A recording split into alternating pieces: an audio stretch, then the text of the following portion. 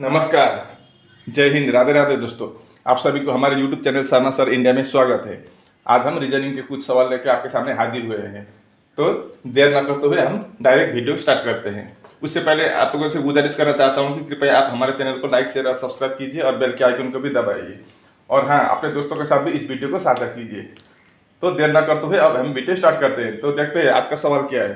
पहला सवाल है, if divide means plus, minus means divide, into means minus or plus means into, then find 36 into 4 minus 8 into 4 by 4 plus 8 into 2 plus 16 divide 1। तो चार option है, तो इसको कैसे निकालते हैं वो देखते हैं। चलिए,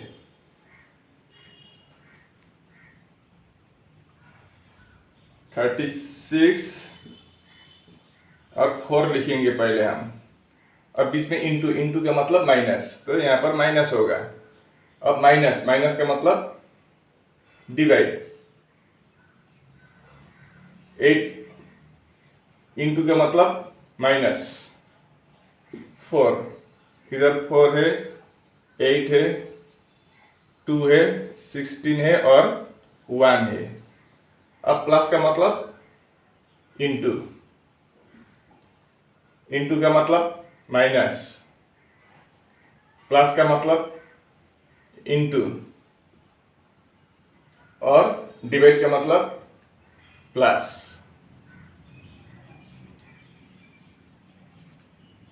अब देखते हैं क्या होगा। पहले हम ब्रैकेट के अंदर का करना होगा। तो 36 माइनस 4 32 डिवाइड बाई 8 माइनस 4 और नीचे क्या होगा, 8 इंटू 4 32 माइनस 2 इंटू 16 32 प्लस 1। तो कितना होगा यहाँ पर, 32 डिवाइड बाई 8 आपका 4 माइनस 4, इधर 32 माइनस 32 0 प्लस 1। तो क्या होगा, ऊपर 4 माइनस 4 0, नीचे 0 प्लस 1 1। तो इसका वैल्यू कितना होगा, 0 होगा। तो यानी कि आपका ए वाला ऑप्शन सही जवाब होगा। ये रहा दूसरा सवाल। Pointing to a woman a girl said, she is the daughter in law of the grandmother of my father's only son, how is the lady related to the girl. एक लड़की की ओर दिखाते हुए एक औरत की ओर दिखाते हुए एक लड़की ने क्या बोली, she is the daughter in law. वो औरत कौन है, डॉटर इन लॉ मतलब बेटा का बहू, बेटा का पत्नी यानी कि बहू है। ऑफ द ग्रैंडमदर्स, दादी के, ऑफ माय फादर्स ओनली सन, मेरे पिता का एकलौता बेटा का दादी का बहू है। तो औरत उस लड़की का क्या रिलेशन है, क्या लगती है, बेटी लगती है, माँ लगती है, आंट लगती है, आंटी या सिस्टर लगती है। तो उसके लिए क्या करना होगा, इस लाइन को मैंने यहाँ पर कॉपी करके लिख लिया है। देखिए, she is the daughter in law of the grandmother of my father's only सन। अब यहाँ पर देखिए, हमको ये पीछे से करना होगा, नहीं तो हम कंफ्यूज हो जाएंगे। तो यहाँ पर देखिए कितना ऑफ है, यहाँ पर एक ऑफ है और दूसरा ऑफ यहाँ पर है। ठीक है, तो पहले क्या है, लड़की के बात चल रहा है यहाँ, तो लड़की का हम गर्ल लिखेंगे। और लड़की ने क्या बोला है, अब पीछे से आएंगे, लड़की ने माई बोला है, तो लड़की का बात चल रहा है यहाँ। माई फादर्स ओनली सन, इसका फादर यहाँ होगा, लड़की का फादर, उसका ओनली सन मतलब एकलौता बेटा, इसका बेटा होगा, तो इसका क्या होगा, भाई होगा, इसका ब्रदर होगा। ये लड़की का ये ब्रदर है, तो इसका क्या होगा, ये बेटा होगा, ये बेटी होगा, ये बेटा होगा। यहाँ तक हो गया हमारा। अब ग्रैंडमदर के बात चल रहा है। ग्रैंडमदर, इस लड़की के ग्रैंडमदर कौन होगा, इसका फादर का मदर को ग्रैंडमदर बोलेंगे। तो यहाँ पर मैं GM लिख देता हूँ, ये फादर का माँ ग्रैंडमदर। अब डॉटर इन लॉ बोला है, किसका, ग्रैंडमदर का डॉटर इन लॉ का मतलब ग्रैंडमदर का बेटा का पत्नी। तो ग्रैंडमदर का बेटा कौन है, पिताजी है, फादर है, तो फादर का वाइफ होगा, तो कौन होगा, मदर होगा।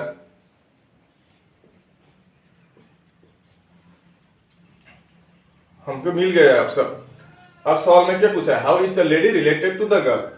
अब ये लेडी इस लड़की के साथ क्या संबंध है, इस लड़की को, इस औरत को ये लड़की क्या कहना पड़ेगा। तो क्या कहना पड़ेगा, फादर के वाइफ को क्या कहना पड़ेगा, मदर कहना पड़ेगा, यानी कि आपका बी वाला ऑप्शन सही जवाब होगा यहाँ पर।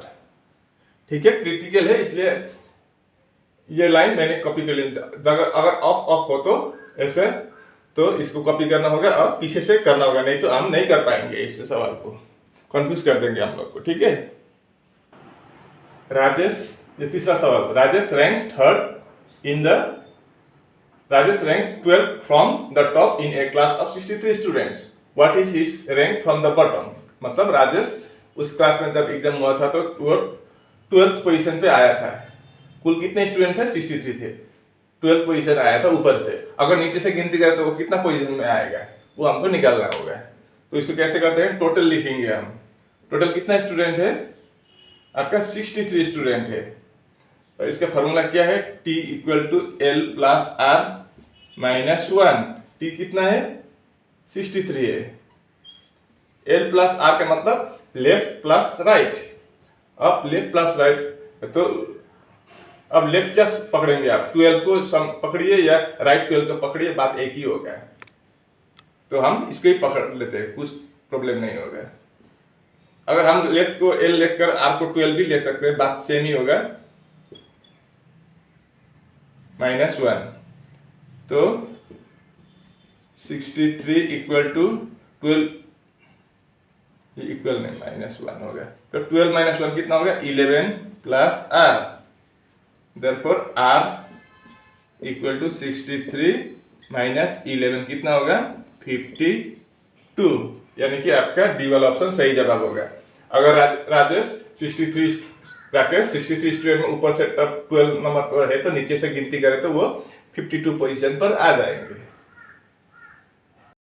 अब इस सवाल को देखिए, find the number of triangles in the given figure. यहाँ पर इस फिगर में कितने ट्राइंगल्स है या त्रिभुज है, उसको हमको निकालना होगा। तो मैंने पहले आप लोगों को बहुत बार बोल दिया है कि यहाँ पर देखिए एक ऐसा फिगर भी है यहाँ पर। तो यहाँ पर 1 2 3 4 है, तो 4 इंटू 2 8। अगर ऐसा फिगर देखें तो यहाँ पर 8 ट्राइंगल्स होगा। तो वैसे ही हमको एक फिगर यहाँ पर देखा है, ये वाला देखा ना आपने।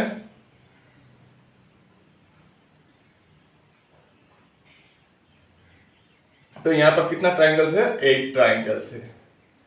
तो यहाँ पर एक एक एक एक और 4 मिल गया है, तो कितना हुआ, 12 ट्राइंगल्स। मतलब ये वाला तो नहीं होगा, कंफर्म हो गया, 12 ट्राइंगल्स। और कहीं छूट गया क्या, हाँ छूट गया है। एक ट्राइंगल्स इधर ऐसा बनता है, देखिए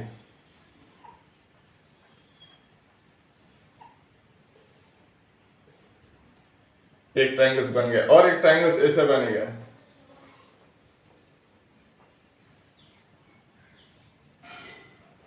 ये वाला, तो कितना हुआ, 14 हुआ है। कुल मिलाकर इस फिगर में कितना ट्राइंगल्स है, तो 14 होगा। इस तरह से फॉर्मूला अप्लाई करके करना होगा, नहीं तो आप कंफ्यूज हो जाएंगे।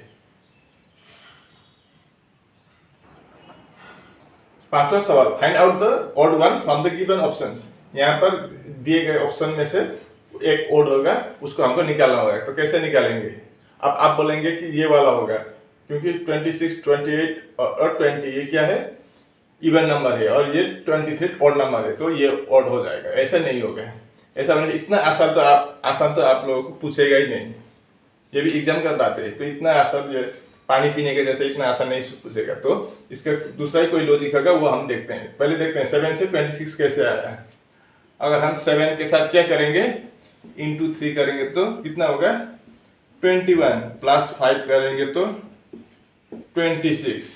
अब 6 से 23, यहाँ पर इंटू 3 किया था, तो यहाँ पर भी इंटू 3 करके देखते हैं। 6 इंटू 3 18। तो क्या किया, प्लस 5 किया दिया था, यहाँ इंटू 3 प्लस 5, तो 18 प्लस 5 23। कितना है, 23। हाँ, वैसे ही करके देखते हैं। 8 इंटू 3 यहाँ पर भी, तो 8 इंटू 3 24 प्लस 5 24 प्लस 5 29 28 है। तो देखते हैं यहाँ वाला लास्ट वाला भी तब पता चल जाएगा। 5 इंटू 3 तो कितना होगा 15 प्लस सब में प्लस 5 कर दिया था यहाँ पर तो 20। ये भी सेम हुआ, मतलब ये वाला अलग हुआ है, ये वाला नहीं, बाकी तीन सेम टू सेम प्रोसेस का है, ये वाला अलग प्रोसेस का है। यहाँ पर +4 होना चाहिए था, +5 करने से नहीं होगा, मतलब इसी वाला ओड है इसमें। ठीक है, अब ये छठा वाला देखिए, ये सिलक दिया गया है स्टेटमेंट में, some apples are mangoes, some mangoes are grapes. यहाँ पर ऑल नहीं है, यहाँ पर सम दिया गया है, मतलब कुछ हिस्सा, सभी नहीं कुछ हिस्सा। अब कंक्लूजन में क्या है, some apples are grapes, some grapes are mangoes. तो कैसा होगा, पहले वो हम बनाएंगे, इसका डायग्राम बनाएंगे। तो क्या बोला है, ये एप्पल, सम एप्पल्स आर क्या है, मैंगोस है, मैंगोस मतलब सभी एप्पल मैंगोस नहीं है, कुछ है, मतलब ये वाला ऐसा एप्पल भी है मैंगो भी है, ये वाला। अब दूसरा क्या बोला है, सम मैंगोस आर ग्रेप्स, सभी मैंगो नहीं लेकिन सम मैंगोस बोला है, ये क्या है, ग्रेप्स है, ये वाला हिस्सा ग्रेप्स है। अब कंक्लूजन में देखते हैं, some apples are grapes, some apples are grapes होगा, ग्रेप्स के साथ एप्पल का कोई संबंध ही नहीं है, मैंगो का संबंध है लेकिन ग्रेप्स का कोई संबंध नहीं है, तो ये वाला रॉन्ग हो गया। Some grapes are mangoes, some grapes are mangoes, grapes और मैंगो का संबंध है, कुछ हिस्सा संबंध इन लोगों का मिला जुला हुआ है, तो ये वाला सही होगा। तो क्या होगा, ओनली 1 फॉलोस, ये नहीं होगा, ओनली 2 फॉलोस, ये राइट हो जाएगा। बोथ 1 and 2 फॉलोस नहीं होगा, 1 तो फॉलो ही नहीं करेगा, नाइदर 1 और नॉट 2 फॉलोस, ऐसा नहीं होगा क्योंकि 2 फॉलो करता है, तो आपका बी वाला ऑप्शन सही जवाब होगा। अब इस वाला सवाल को आप देखिए, ये कुछ अलग तरह का है। Find the related numbers to complete the series, 653:344 है तो 298 क्वेश्चन मार्क, या क्वेश्चन मार्क की जगह पर क्या होगा, इन 4 ऑप्शन में से एक होगा। तो अब हम कैसे जानेंगे क्या होगा, तो इसको क्या करेंगे, 653:344। अब इन दोनों का क्या रिलेशन है, अगर हम इन दोनों को प्लस करें तो 6 + 5 11 + 3 14, इधर 3 + 4 7 + 4 11, ऐसा हो जाएगा।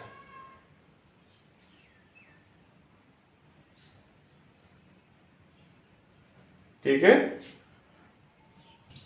अब देखिए यहाँ 11 और 14 अलग अलग है, सेम टू सेम नहीं हुआ। अब यहाँ पर देख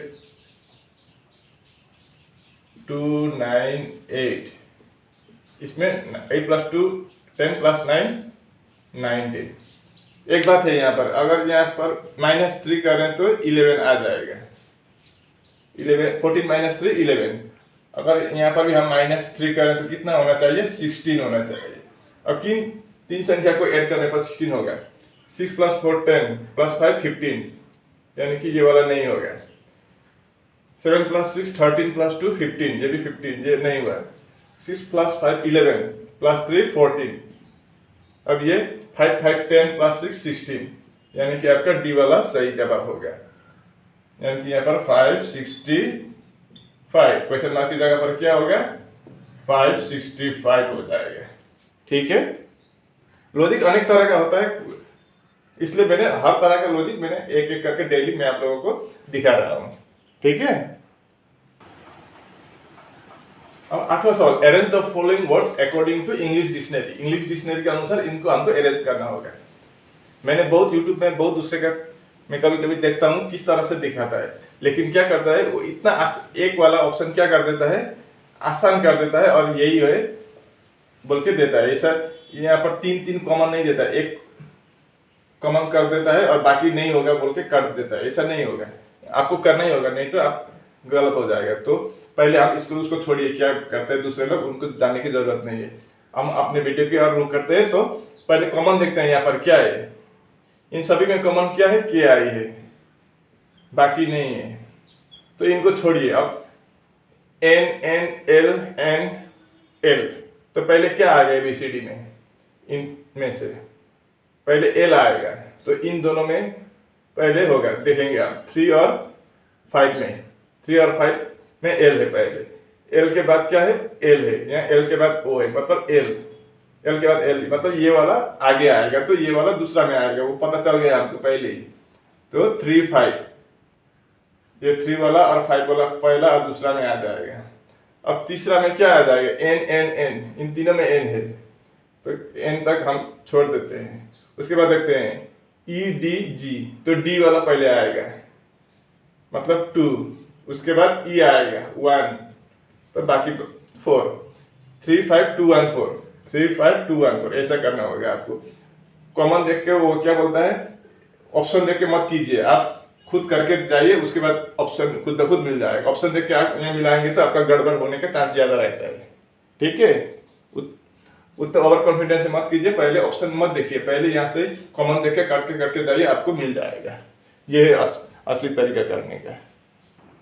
अब ये वाला देखिए, if the day on 12 April 2000 is Monday, अगर 12 अप्रैल 2000 को मंडे है, तो 17 जुलाई 2002 को कौन सा दिन होगा, और ये 2002 नहीं होगा, ये 2000 नहीं होगा, सेम ईयर का पूछा गया था।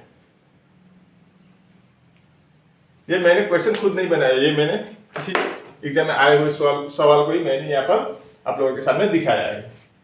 तो यहाँ पर 4 ऑप्शन है, कौन सा होगा हमको निकालना है। तो पहले क्या बोला था, 12 अप्रैल 2020 और हमको निकालना होगा 17 जुलाई 2000 का। तो अप्रैल, मई, जून, जुलाई, इन 4 महीने में आपका फरवरी नहीं आता है, तो लीप ईयर का बात नहीं चलेगा। तो पहले देखते हैं, अप्रैल, मई, जून और जुलाई, इनका हमको निकालना होगा। तो अप्रैल में कितना तारीख दिया है, 12 तारीख, वैसे अप्रैल में 30 तारीख होता है, 30 तारीख तक, 30 दिन, तो हम 12 दिन यहाँ पर दिया गया है, तो 12 दिन को हम छोड़ देते हैं, तो 18 दिन बचेगा। तो अप्रैल में 18 दिन हम प्लस कर देते हैं, ठीक है। अब मई का देखिए, मई में 31 दिन होता है, जून में आपका 30 दिन और जुलाई में 31 दिन, लेकिन हमको 17 तारीख का पूछा है, तो पीछे का जाने की जरूरत नहीं है, तो हम 17 लिख देंगे, ठीक है। अब देखिए, अब हम इसको 7 से डिवाइड, इतना बड़ा प्लस मत कीजिए, आपका प्रॉब्लम हो जाएगा। इतना प्लस करने पर आपका कभी गलत भी हो सकता है। तो हम क्या करेंगे, 7 से डिवाइड करेंगे, तो 7 2 गुण 7, 7 × 2 14, कितना बचा, रिमाइंडर को हम लिखेंगे, 4 बच गया। 7 × 2 14 प्लस 4 18, 7 × 4 28 प्लस 3 31, 7 × 4 28, 2 बच गया। 7 × 4 14, 3 बच गया। अब इनको प्लस करेंगे तो आसान हो जाएगा। कितना होगा, 7 + 4 + 3 7 + 2 9 + 3 12। अब 12 को फिर हम क्या करेंगे, 12 को हम 7 से डिवाइड करेंगे, 7 1 4 7, बचा कितना, 5, यानी कि 5 दिन बच गया है। अब हम क्या करेंगे, उस 5 दिन को जोड़ेंगे, किसके साथ, ये मंडे बोला था, अब मंडे के साथ फरवरी 12 फरवरी 2000 को मंडे था, तो मंडे के साथ हम 5 दिन और जोड़ेंगे, 1 2 3 4 5, तो क्या आ जाएगा, मंडे के बाद Tuesday, Wednesday, Thursday, Friday, Saturday, यानी कि आपका 17 जुलाई 2000 को क्या आ जाएगा, क्या होगा, आपका सैटरडे सही जवाब हो जाएगा, ठीक है। अब आप इस क्वेश्चन को देखिए, according to given figure which number will be opposite to 5, 5 के विपरीत में कौन सी नंबर होगा, वो हमको निकालना होगा। यहाँ पर 4 डाइस दिया गया है, तो हम चारों डाइस को लेने की कोई जरूरत नहीं है। यहाँ से हम कोई भी 2 डाइस को उठाएंगे तो हमारा ऑटोमेटिक, कोई भी 2 लीजिए आप, ये 2 भी ले सकते हैं, ये वाला 2 या ये वाला 2, ये आगे और लास्ट का, या बीच वाला 2, ये आगे और तीसरा या दूसरा और चौथा, कोई भी लीजिए। मतलब नहीं है कि ये कोई कंपलसरी नहीं है कि ये और यही लेना चाहिए, ऐसा नहीं है। हम पहले ही उतना बात का नहीं देखेंगे, हम पहले वाला ही देखेंगे, पहला और दूसरा, इसी में हमारा आंसर निकल आएगा, तो इतना जाने की जरूरत नहीं है। तो हम क्या करेंगे, यहाँ पर और यहाँ पर कॉमन देखते हैं, क्या कॉमन है, 6 है, तो हम पहले 6 को लिख देते हैं, उसके बाद हम इसको क्लॉकवाइज घुराएंगे घड़ी की दिशा में।